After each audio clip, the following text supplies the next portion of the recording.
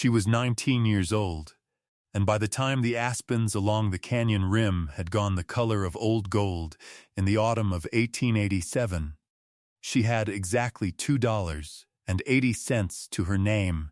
and nowhere on this earth she could call home. Her stepfather, a hard, calculating man named Otis Farrow, had married her widowed mother only to bury her within the year. And once the funeral dust had settled over the little claim in the Colorado high country, he told his stepdaughter plainly that a girl with no blood tie to him and no husband to speak for her was no longer his concern, and he put her out onto the road with little more than the clothes on her back. She walked 3 days along the wagon trail before she reached a half-abandoned mining town clinging to the lip of a deep canyon, a town whose only crossing to the richer diggings on the far rim was a rope bridge that had hung there, empty and swaying and unused, for nearly 30 years, ever since something happened on it that no one in town would speak of above a whisper. She bought the rights to that condemned crossing and the toll house beside it for $1, because the town council was glad to be rid of it, and everyone told her she was a fool for spending good money on something no one had dared to cross in a generation. She did not yet know that the bridge itself and the small locked toll house at its foot held a secret that would clear a dead man's name, humble the richest family in the canyon, and give this forgotten town back something it had been missing for 30 years. Settle in, and let us tell you the story of Odessa Marsh. If you have ever stood at the edge of something everyone told you not to cross, and gone forward anyway, tell us about it in the comments below. And if these stories of quiet courage and long overdue justice speak to you, we would be honored if you followed or subscribed to this channel, so you never miss the next one we bring to life. Odessa Marsh had been born in the spring of 1868 in a logging camp above the Arkansas River, the only child of a rope maker named Silas Marsh, a patient, broad-shouldered man who had learned his trade in the shipyards of Baltimore before the lure of Western timber and the promise of steady work brought him into the mountains. Rope-making was not glamorous work, and it earned him little in the way of standing among men who dug for silver or felled great pines for the railroad. But Silas took a craftsman's quiet pride in it nonetheless, and he taught his daughter, from the time she was old enough to sit cross-legged on the workshop floor beside him, that a rope was a kind of promise made visible, 100 separate fibers twisted together so tightly that the whole became stronger than the sum of its parts,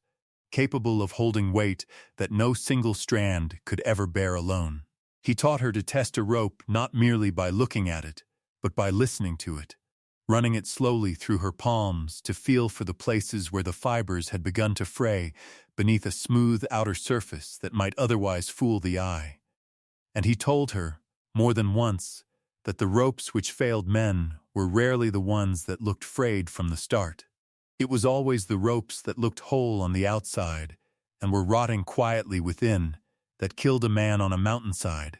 and so a good rope-maker learned to trust his hands over his eyes,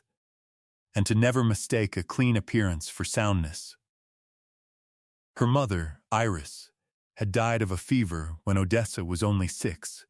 and it was her father who raised her afterward through the long, hard winters of the high country, teaching her not only his trade, but a kind of steadiness that had nothing to do with rope at all. A quiet insistence that a person's worth was measured by what they were willing to be responsible for, not by what they were given. When Odessa was 12, her father took work stringing a suspension crossing for a freight company outside Leadville, and though the labor nearly broke his back over the 2 seasons it took to complete, he brought Odessa along each summer to learn the particular art of anchor points and cable tension, and the slow mathematics of weight distribution across a span, knowledge that most men considered far too technical and far too dangerous for a young girl to be trusted with, though her father never once treated her as anything less than a capable apprentice. It was during those summers that Odessa came to understand something her father seemed to know in his bones, that a bridge, like a rope, was a kind of promise stretched taut over distance, a declaration that two separated places, and the people who lived on either side of them, belonged to each other and were worth the risk and labor of connecting. When Odessa was 15, her father remarried, this time to a widow named Beatrice, who had come west with her own small savings and a gentle disposition that Odessa grew fond of despite herself, having assumed she would resent any woman who tried to take her mother's place. But Beatrice never tried to take anyone's place. She simply added her own quiet warmth to the household, mending Odessa's dresses and teaching her to keep accounts, and for 2 years the small family lived a modest but contented life in the rope-maker's cottage above the river. That contentment ended abruptly in the winter of 1885, when Silas Marsh, called out to inspect a failing cable crossing during a storm,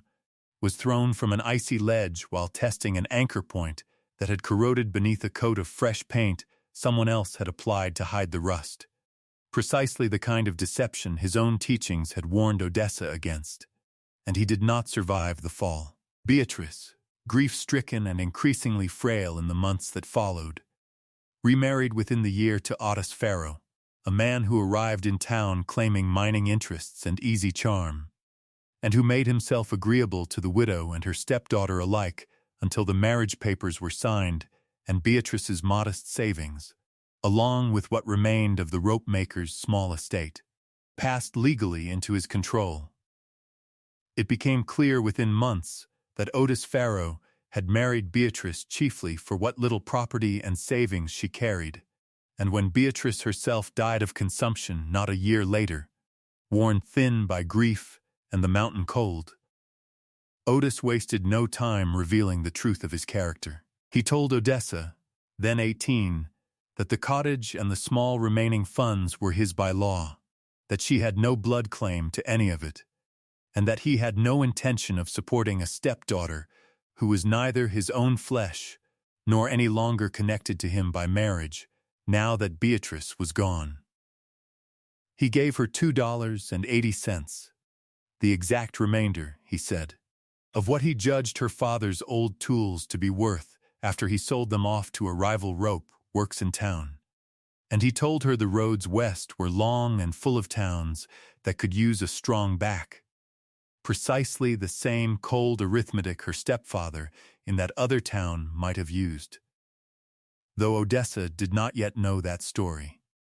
Only her own. She left with nothing but a small bundle of clothing,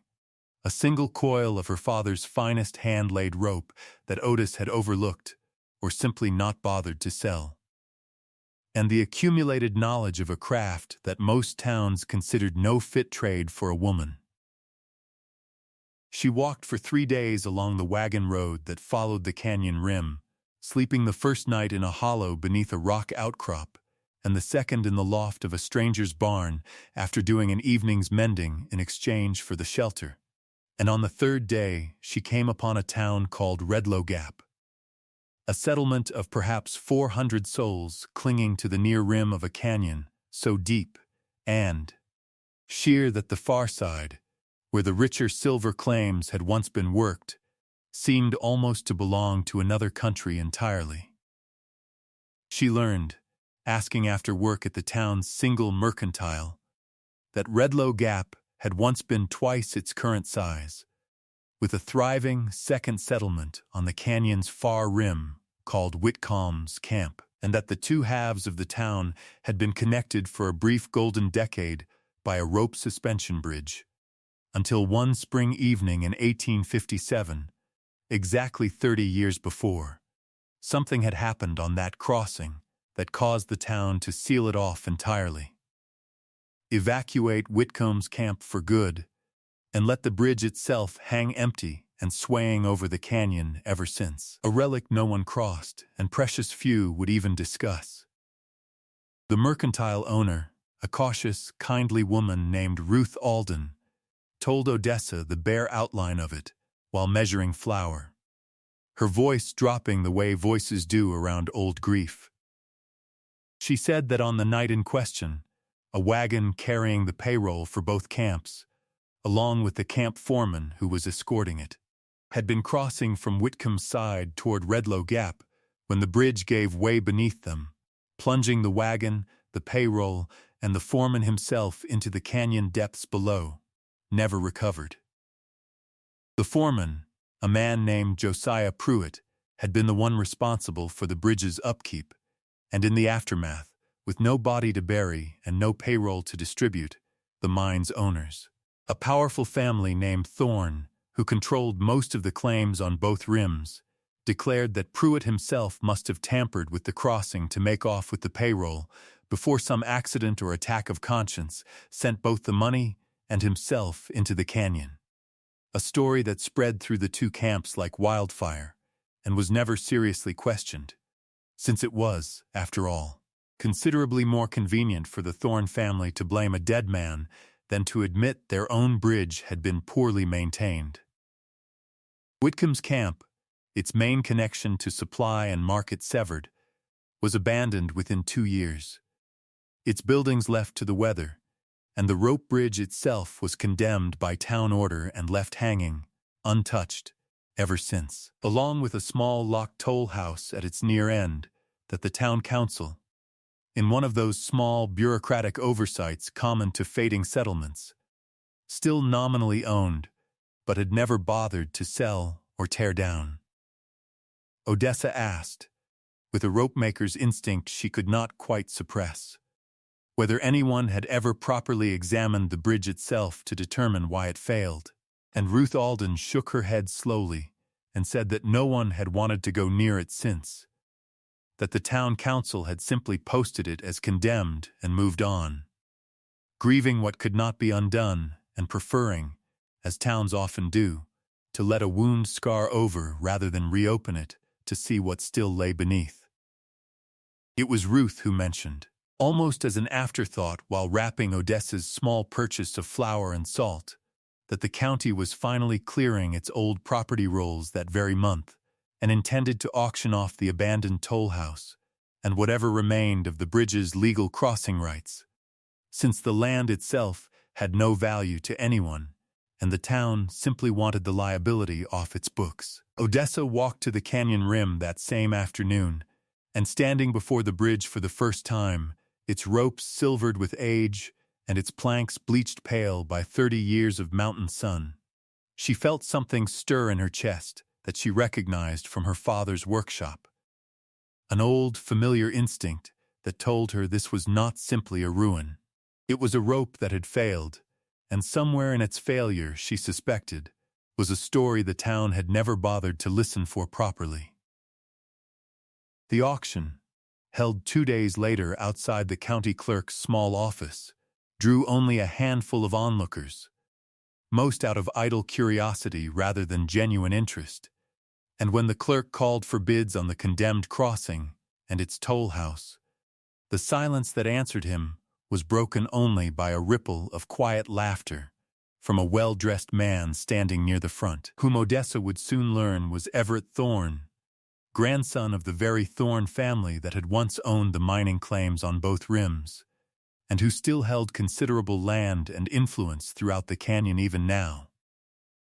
When Odessa raised her hand and offered $1, the clerk's eyebrows lifted in mild surprise, but no one bid against her, some out of simple indifference, and Everett Thorne, she noticed, out of something closer to amusement, as though the notion that anyone would want the cursed old crossing struck him as a fine joke rather than a matter worth his concern. The gavel fell, and Odessa Marsh became, for the price of a single dollar, the legal owner of a condemned rope bridge, its small, locked toll house, and whatever crossing rights the county had never quite gotten around to formally extinguishing. She spent her first night in Redlow Gap, sleeping in the toll house itself, a single-room structure built solidly of stone and timber at the near end of the bridge, its door secured by a rusted padlock she had to work open with a borrowed file, and once inside, she found the small room largely as it must have been left 30 years before, dust-thick and hung with cobwebs, a plain desk and stool, a cold iron stove, and a shelf of ledgers gone soft with damp along their spines. It was on her second evening there, sweeping the accumulated grime from beneath the desk, that her broom caught the edge of a loose floorboard, and prying it up with her father's small rope knife, she found beneath it a shallow cavity holding a tin dispatch case, its lid stamped faintly with the initials JP, sealed with a strip of waxed canvas that had somehow kept the worst of the damp from reaching what lay inside. Within the case, wrapped in oiled cloth, she found a leather-bound logbook in a careful, deliberate hand, and folded separately, a letter addressed simply to whoever finds this, and Odessa understood, even before she had unfolded the first page, exactly whose hand this must be. She read Josiah Pruitt's letter that night by the light of a single candle stub, and what he had written, in a hand that grew increasingly hurried and anxious toward its final lines, was that he had discovered, in the weeks before the crossing failed, that the main support cables anchoring the bridge on the Whitcombs' campsite had been quietly weakened, not by age or neglect as anyone might assume, but by a deliberate and repeated practice of the Thorn Mining Company routing ore-laden wagons across the bridge far beyond its rated capacity. In order to avoid the cost and delay of the longer wagon road around the canyon's head, a practice Pruitt had reported in writing to the Thorn family office no fewer than 4 times, each report ignored or dismissed. He wrote that he had personally inspected the western anchor points only days before the disaster and found fraying beneath the outer casing that alarmed him enough to draft an urgent order closing the bridge to all wagon traffic until proper repairs could be made. An order he had submitted to the Thorn office, and which, he stated plainly, had never been acted upon, the family choosing instead to continue running the profitable ore shipments across the failing span rather than absorb the cost of the longer route or the repairs themselves. He wrote that on the night of the collapse, he had been personally escorting the payroll wagon across, because he did not trust any other man to make that crossing safely, having sent a final written warning to the Thorn office only that same afternoon, a warning he suspected, with the particular bitterness of a man who sees his own death coming and cannot stop it, would arrive too late to matter to anyone but his own conscience. He asked, in the letter's final and most unsteady lines, that whoever found these words someday would understand that he had not stolen the payroll nor abandoned his post, that the money had gone into the canyon with him, and with the wagon exactly as the bridge itself had failed, through no fault of his own, and he asked that his name, if it could ever be managed, be cleared of the theft the town had assumed of him, not for his own sake, since he expected he would not live to see it, but for the sake of whatever family he left behind, who might carry the shame of it unjustly. Odessa sat with that letter until the candle burned down to nothing, thinking of her own father's hands testing a rope's soundness by feel rather than by sight, and understanding, with the same certainty that had settled into her chest at the auction 2 days before, that she had not purchased a cursed ruin at all. She had purchased an unfinished defense, offered by a dead man who had done everything right and been blamed for it anyway, and she felt, more powerfully than she expected, a kinship with him that reached across 30 years and the whole depth of the canyon itself. The logbook, when she turned to it in the days that followed, filled in what the letter left implied, but unproven. For Josiah Pruitt had recorded, with a foreman's careful precision, the dates and tonnage of each overloaded ore wagon sent across the bridge against his own written objections, along with the names of the Thorn family agents who had ordered the crossings despite his warnings. Chief among them a young company clerk named Everett Thorn, who Odessa realized with a slow chill was very likely the grandfather, or perhaps even the same man now grown old, of the well-dressed gentleman who had laughed so easily at the auction. She walked into Redlow Gap the next morning and asked Ruth Alden, gently, what she knew of the elder Everett Thorne, and learned that the current Everett Thorne she had seen at the auction was in fact the grandson, but that the mining company's records and its considerable landholdings throughout the canyon had passed down through that same family unbroken since the disaster, along with, Ruth admitted quietly, a general town understanding that the Thornes did not care to have the old tragedy discussed, since the family's wealth had only grown in the decades since Whitcomb's camp went silent and its bridge was sealed away. It was not many days before Everett Thorne himself came calling at the toll house, his manner considerably less amused than it had been at the auction, having evidently heard through the small town's quick channels of gossip that the strange young woman who'd bought the old crossing had been seen carrying an old dispatch case into Ruth Alden's mercantile and asking pointed questions about mining, ledgers from 30 years past. He arrived in a fine buggy, dressed for business rather than idle amusement, and offered to buy the toll house and crossing rights back from Odessa at $15, a considerable sum to a woman who owned little else, framing it as a simple kindness, a chance for her to be rid of a worthless, cursed old ruin and start herself somewhere more promising. Odessa, who had spent the intervening nights deciding carefully how much of what she knew she was prepared to reveal and when, declined politely, saying only that she intended to see whether the old bridge might be repaired and made safe again someday. Thorne's courtesy cooled visibly at that, and he told her, in the mild, practiced tone of a man long accustomed to getting his way through influence rather than force, that reopening old grief did no one any favors, least of all a young woman alone with no family and no standing in this town. And that Redlow Gap's bank, which he reminded her his family held considerable interest in,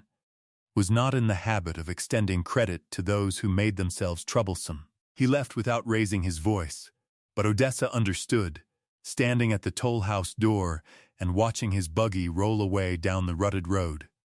that she had just received the same warning her father had once taught her to recognize in a rope that looked sound on the outside while rotting quietly within.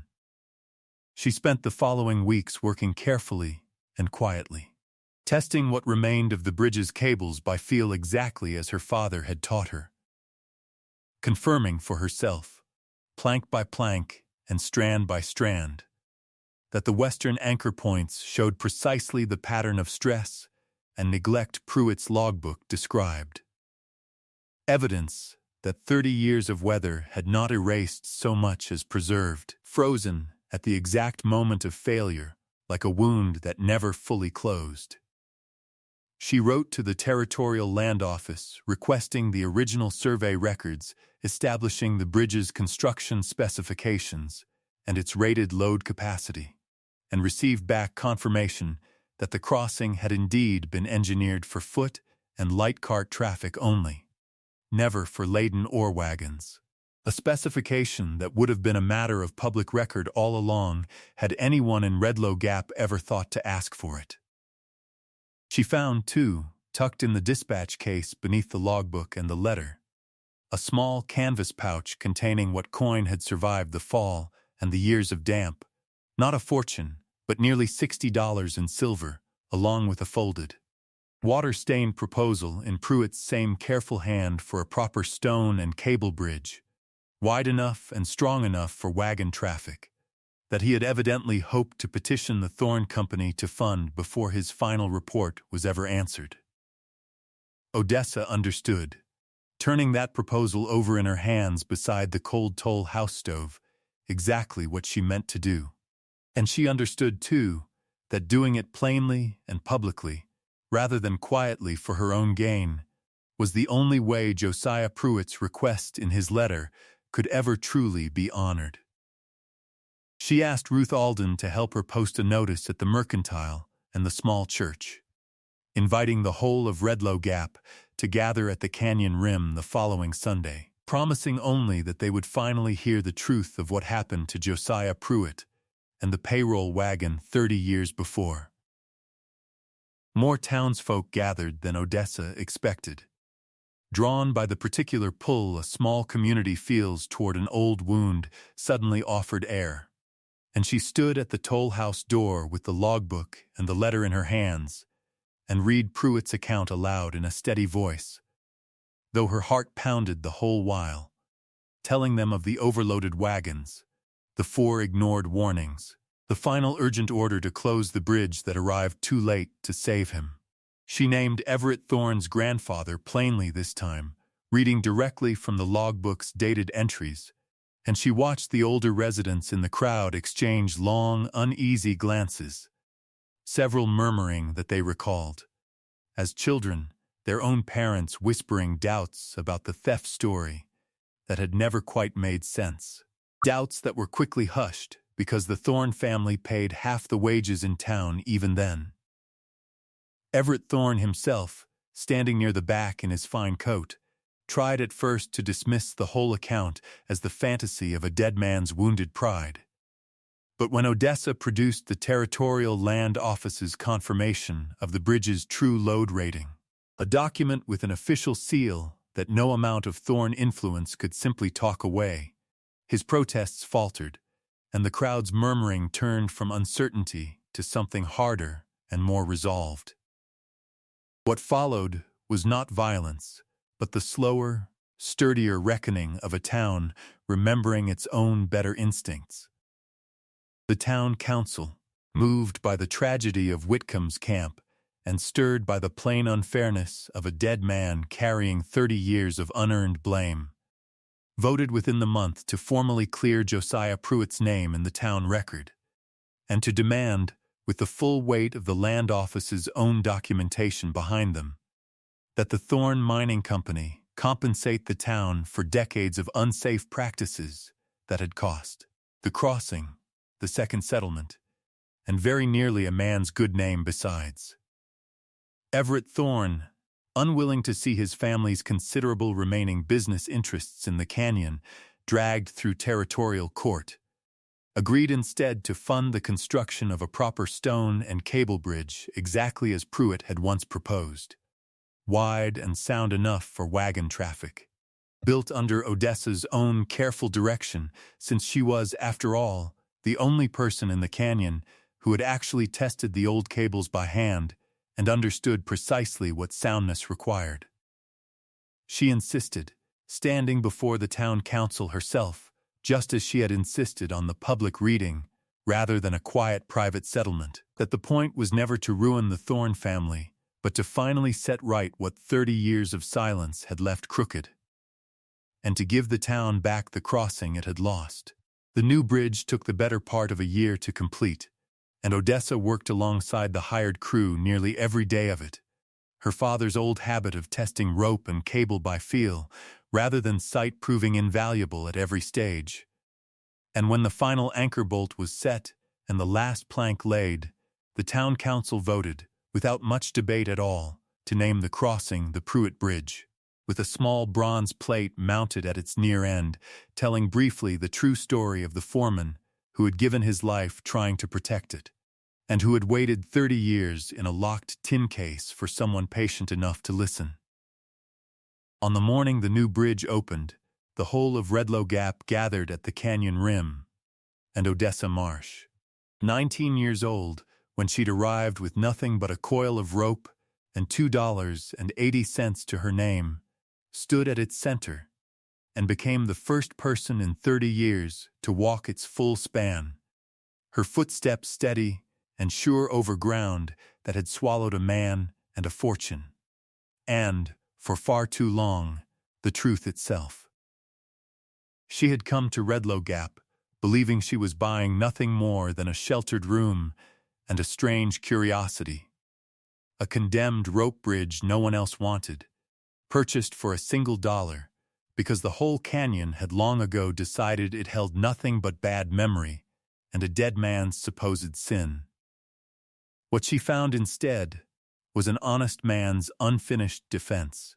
preserved as carefully as a well-laid rope beneath 30 years of dust and silence, waiting for someone with her father's exact patience and her father's exact refusal to mistake a clean appearance for soundness. Odessa Marsh did not become a wealthy woman by the town's usual reckoning, for she asked for no payment beyond the cost of materials, and gave the rest of what the Thorne settlement offered toward rebuilding a small schoolhouse on the site of old Whitcomb's camp. But she became, within that single remarkable year, the keeper of the Pruitt Bridge and the closest thing Redlow Gap had to a rope. Maker of its own, a woman the whole canyon came to trust, with exactly the kind of quiet, careful attention her father had once given her, freely, at his workshop floor. We are so grateful you spent this time with us and with Odessa's story today, and if it moved you even a little, we would love it if you shared it with someone who might need reminding that the things everyone else has written off as ruined are sometimes only waiting for someone patient enough to test them properly. If you haven't already, please consider following or subscribing to this channel, so you never miss the next story we bring you. Before you go, we would love to know, in the comments below, about a time you trusted your own hands or your own instincts over what everyone around you had already decided was true. We read every single comment, and they mean the world to us. Until next time, stay close.